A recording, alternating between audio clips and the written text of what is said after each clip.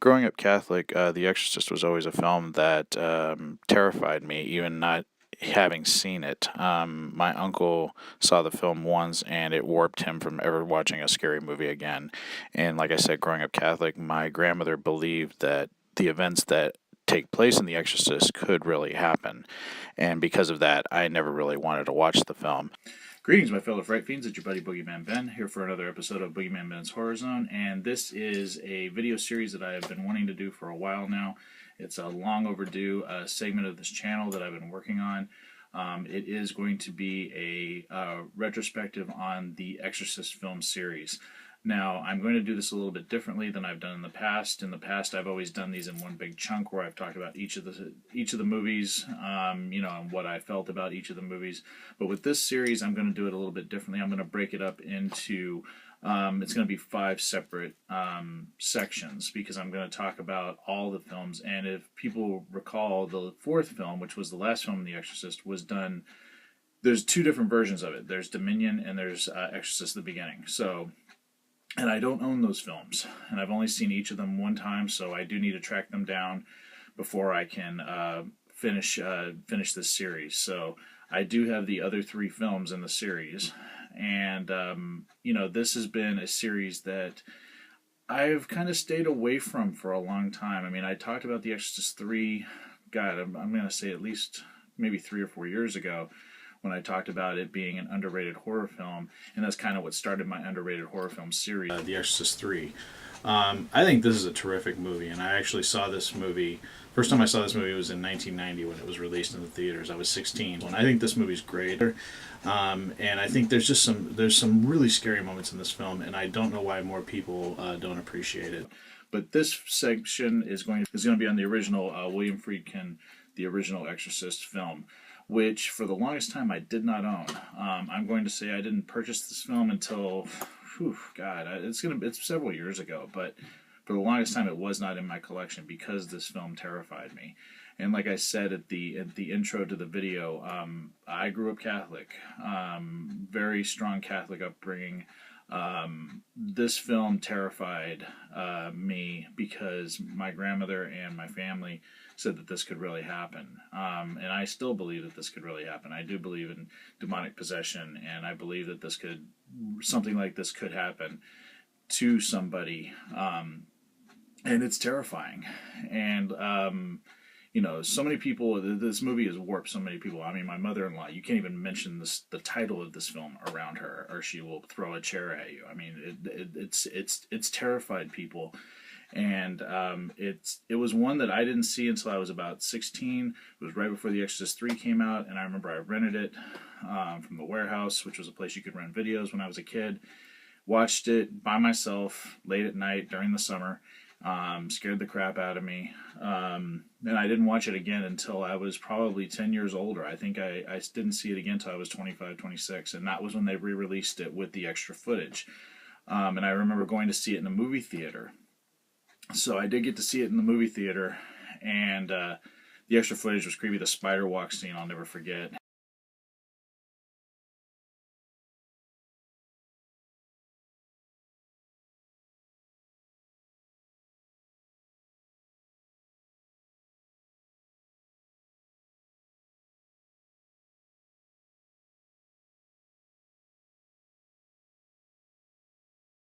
I've only watched the film probably 4 times. So it's not a film that I, want to throw on at the end of a day saying, hey, let's relax and watch The Exorcist. But this film is fantastic. It is a masterpiece. And having revisited it just recently, I have to say it's one of the scariest movies ever made. And I think it is still terrifying. And the performances in this film are just fantastic. And I'm going to go into a little bit more details on it.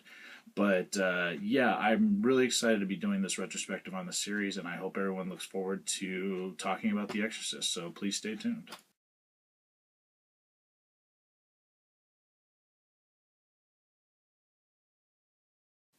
When young Reagan McNeil is possessed by a demonic entity, her mother seeks out 2 priests in order to help save her daughter's life.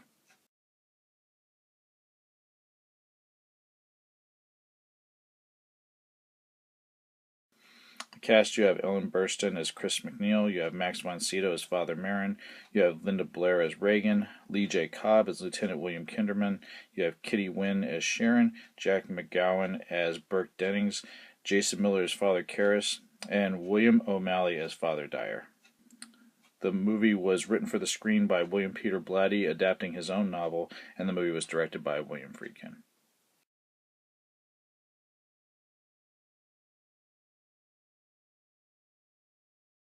And this movie blew me away, not only because of the direction by William Friedkin, just the overall look of the film, the feel of the film, just the location in Georgetown, the way that there's a sense of dread through this entire film, and the performances in this. Linda Blair is fantastic as Reagan. Just the you just see such a change to her from the beginning when you're first introduced to her to when she becomes possessed, and it's terrifying to watch. I don't know how they got the performance out of Linda Blair that they did. I mean, she was very young when they did this film. And she was just, I think she had just turned 13 or something when they were shooting this. And I absolutely love Jason Miller as Father Karras. I just think he's amazing in this, and his backstory in the film of what he's going through in his personal life before the events of the exorcism happen.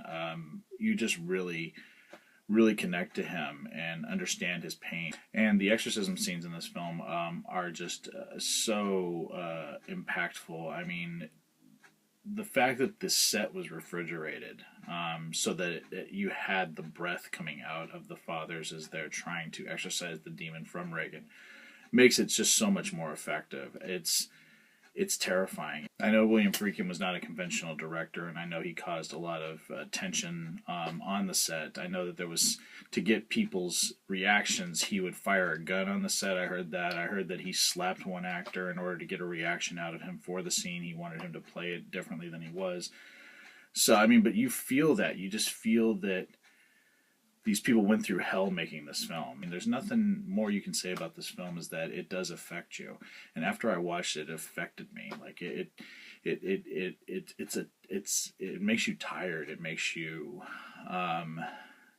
the thing about pure evil corrupting innocence. I mean, that's pretty much what the theme of this film is to me.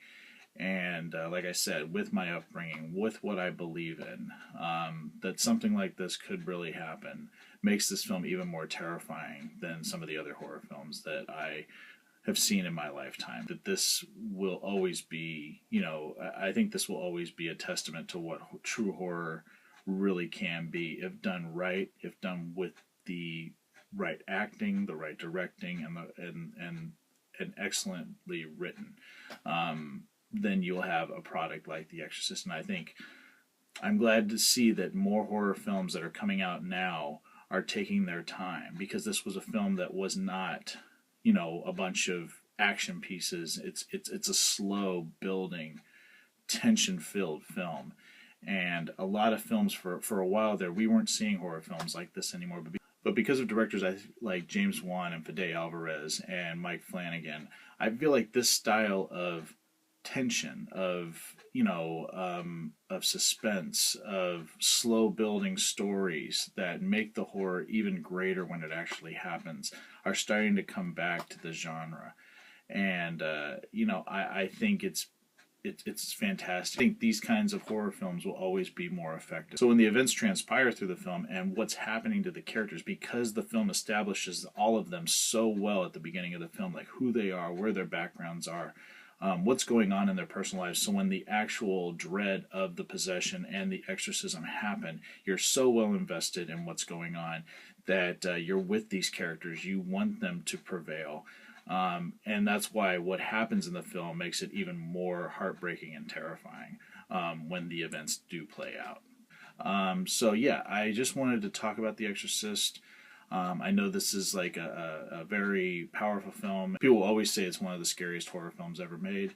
And of course, I'm giving it 5 skulls out of 5 skulls.